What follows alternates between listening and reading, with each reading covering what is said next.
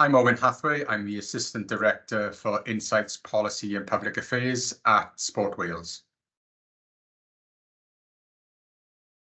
It was a two-pronged approach, really. Firstly, what was the type of system we needed to put in place and the procurement around that was going to make the user journey as easy and as intuitive and as accessible as possible, ensuring that when people actually engage with our grant system, that they find it easy to use, they had a good experience, and they wanted to come back, and we could make it a successful application process.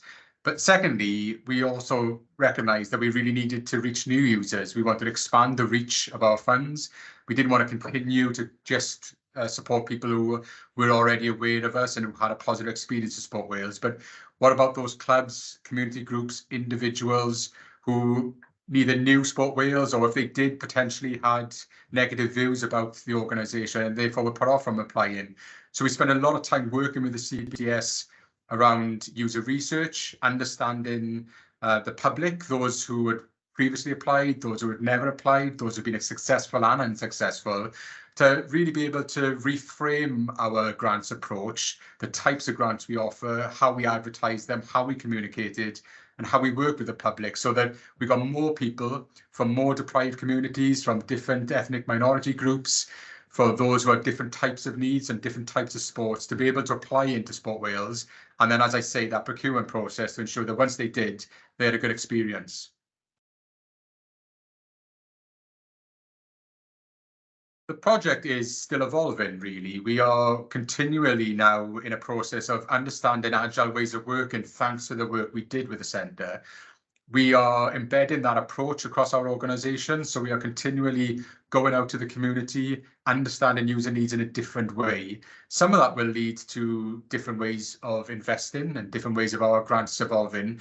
But actually what we've discovered is by having that user-centric approach, that agile ways of working, that working with community and around user reach and user needs, we've developed it into different parts of the business. So the governance team or the sports system team, those who work with athletes, those who work on our communications, are all operating in a slightly different way post this project, because we've embedded different ways of working across the organisation. As for our investments team, we've rolled out new things, such as the way in which we invest. We've got a new grant coming out looking at different investments around energy efficiency, different investments around capital funding. And we've actually employed individuals in community-focused roles, so that we are not only actively working with communities to ensure that they're able to access our funding, but upskilling those communities so that that becomes a sustainable practice. So from the top to bottom of our organisation, the project that we've had with the centre has changed the way we work, and it's a continually evolving process that's been embedded across a number of different work streams.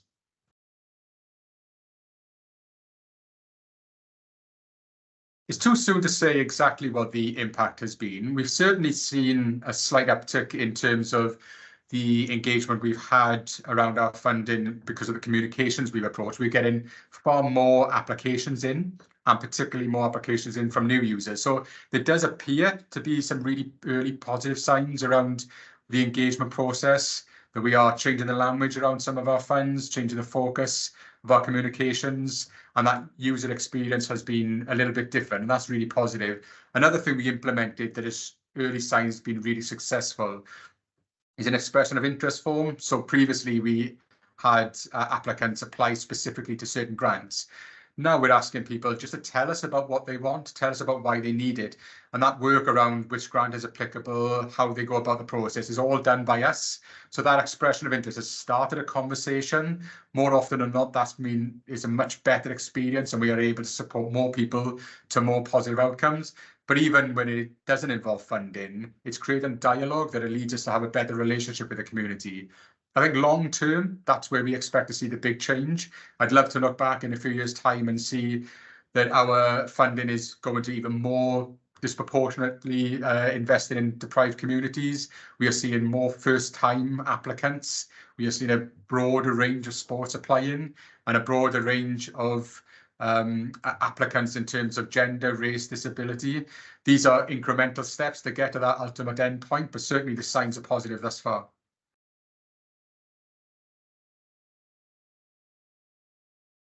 So there's a couple of next steps. Some of them are tangible and some of them are more long-term.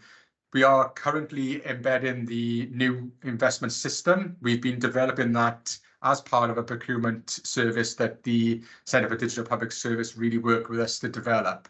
That will be coming online during the course of this year. A lot of work is going on in the background around ensuring that the forms, the eligibility criteria, etc., is accessible and easy as possible, that we strip out all of the admin for those who are applying.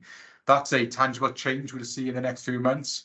We are having new roles in the community. They are coming online and we're seeing better relationships as a result of those. So there's some really quick wins to be had here.